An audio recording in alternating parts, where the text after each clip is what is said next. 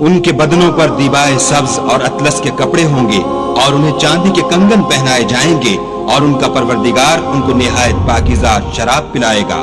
یہ تمہارا صلہ ہے اور تمہاری کوشش خدا کے ہاں مقبول ہوئی۔ اے محمد صلی اللہ علیہ وآلہ وسلم، ہم نے تم پر قرآن آہستہ آہستہ نازل کیا ہے، تو اپنے پروردگار کے حکم کے مطابق صبر کیے رہو اور ان لوگوں میں سے کسی بد عمل اور ناشکرے کا کہا نہ مانو، اور صبح و شام اپنے پروردگار کا نام لیتے رہو، اور رات کو بڑی رات تک اس کے آگے سجدے کرو اور اس کی پاکی بیان کرتے رہو۔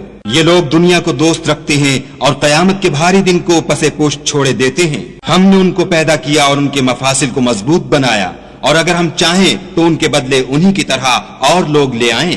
یہ تو نصیحت ہے، جو چاہے اپنے پروردگار کی طرف پہنچنے کا رستہ اختیار کرے، اور تم کچھ بھی نہیں چاہ سکتے مگر جو خدا کو منظور ہو۔ بے شک خدا جاننے والا، حکمت والا ہے، جس کو چاہتا ہے اپنی رحمت